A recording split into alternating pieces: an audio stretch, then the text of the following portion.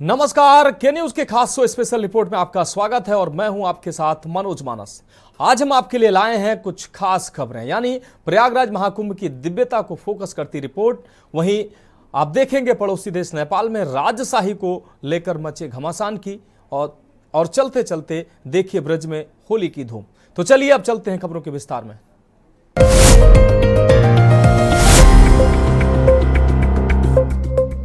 तो special report में पहली अहम रिपोर्ट की बात करते हैं। महाकुंभ 2025 कई मामलों में खास रहा, चाहे सुरक्षा का मामला रहा हो या परिवहन व्यवस्था। यूपी की योगी सरकार ने कोई कसर नहीं छोड़ी, तभी महाकुंभ पहुंचे लोग महाकुंभ व्यवस्था की तारीफ करते नहीं थकते हैं। ये खास रिपोर्ट देखिए। महाकुंभ में सुरक्षा के रहे पुख्ता इंतजाम।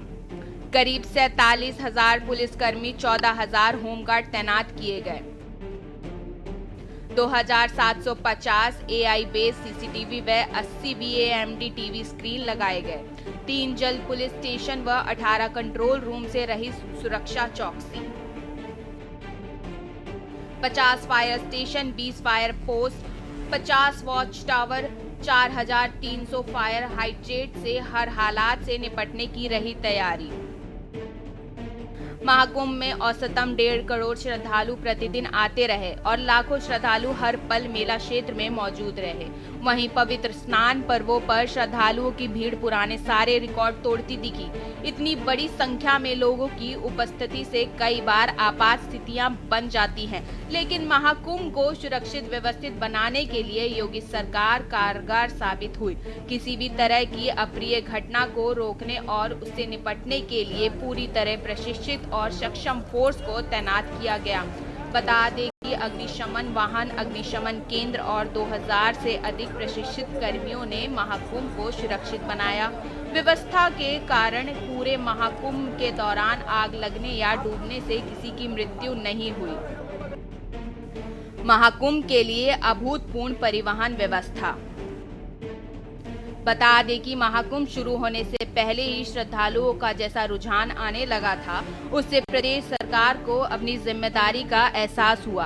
तभी महाकुंभ में श्रद्धालुओं के सुगम आवागमन की व्यवस्था की गई। यूपी सरकार ने 7,000 बसों का प्रबंध किया था, जिसे जरूरत के हिसाब से बढ़ाया गया तो बसों का आंकड़ा 8,000 को पार कर गया। महाकुंभ के दौरान हवाई सफर का रिकॉर्ड।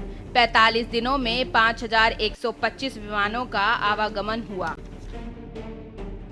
जिस एयरपोर्ट पर एक साल में 5,000 विमान नहीं आ पाते थे, वहां मात्र 45 दिनों में ही 5,125 विमानों का आवागमन हुआ। अधिकतम 288 विमानों का एक ही दिन में आवागमन हुआ। 11 जनवरी से 26 फरवरी तक 5.59 लाख यात्रियों का प्रयागराज एयरपोर्ट पर आवागमन हुआ। प्रयागराज एयरपोर्ट 25 फरवरी को प्रदेश का सर्वाधिक व्यवस्थम एयरपोर्ट बना। सेवा का भंडारा, कोई श्रद्धालु भूखा नहीं सोया। आपको बता दें कि महाकुंभ में हर दिन पहुंचने वाले 1.5 करोड़ श्रद्धालुओं में कोई भूखा नहीं सोया। ऐसी व्यवस्था ने पूरी दुनिया का ध्यान खींचा। महाकुंभ में रहने वाले कल्पवासी और श्रद्धालुओं के लिए सरकार की तरफ से राशन कार्ड बनाए गए और उन्हें राशन की सुविधा दी गई। अखाड़ों, संत और आश्रमों की तरफ से भंडारा लगाकर प्रसाद की व्यवस्था की जाती रही। वहीं सामाजिक संस्थाओं ने आगे बढ़कर भंडारे लगाए। बता दें कि महाकुंभ 1.5 से 2 करोड़ लोगों के भोजन की व्यवस्था के लिए पूरी तरह तैयार था।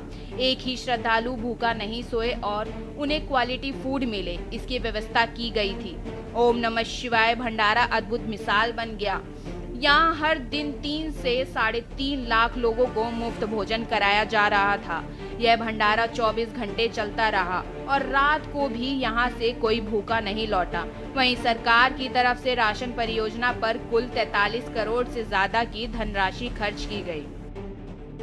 महाकुंभ से मिली यूपी पर्यटन को नई ऊंचाई।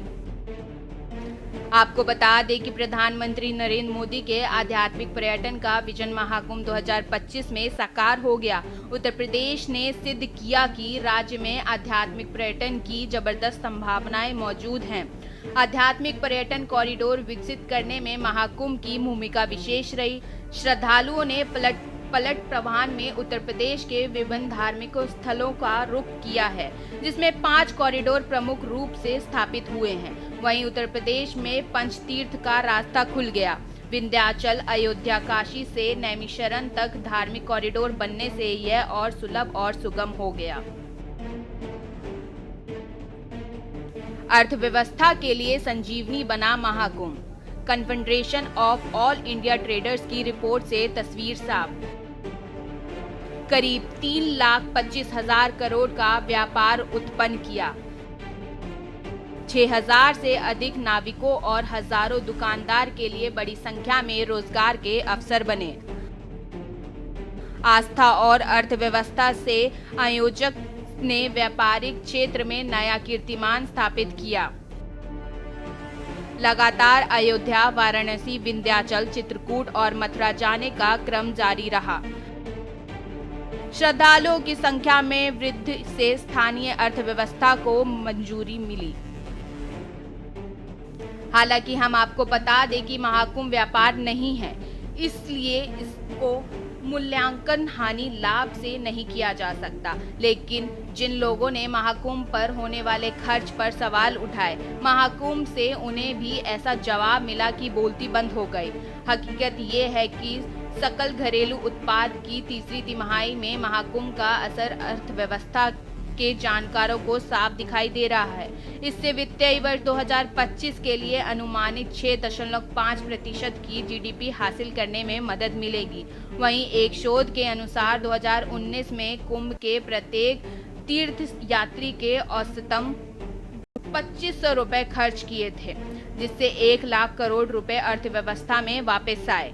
इस बार महाकुंभ से अर्थव्यवस्था को 3 लाख करोड़ रुपए से अधिक लाभ की संभावना जताई जा रही है। प्रयागराज के अलावा उसके आसपास के 150 किलोमीटर के दायरे में मौजूद इलाकों की अर्थव्यवस्था में जबरदस्त उछाल दर्ज हुआ है। भारतीय रेल ने भी महाकुंभ की तैयारियों के लिए पिछले 2 वर्षों में 5,000 करोड़ रुपए खर्च किए। इसमें प्रयागराज में 21 ओवरब्रिज और अंडरपास का निर्माण किया गया है। गंगा नदी पर प्रयागराज वाराणसी रेल मार्ग का दोहरीकरण किया गया। रेलवे स्टेशन का सौंदर्यीकरण किया गया। टिकट मशीनें खरीदी गईं, सीसीटीवी इंस्टॉल किए गए, कंट्रोल और इंफॉर्मेशन केंद्रों से दुरुस्त किया गया। यह निवेश भविष्य में रेलवे के सुचारू यातायात में मददगार साबित होगा। महाकुंभ के मैकेनिज्म पर रिसर्च की होड़। आस्था और अध्यात्म का केंद्र बना महाकुंभ दुनिया भर के शोधकर्ताओं और शिक्षाविदों के लिए अध्ययन का विषय बन चुका है। इस ऐतिहासिक आयोजन ने रिसर्च के लिए दुनिया भर के जिज्ञासु को शामिल किया है। बता दें कि इस ऐतिहासिक आयोजन ने Harvard, London school of economics, Kyoto university और भारत के आईआईटी जैसे प्रतिष्ठित प्रतिष्ठानों के विशेषज्ञों को अपनी ओर आकर्षित किया है।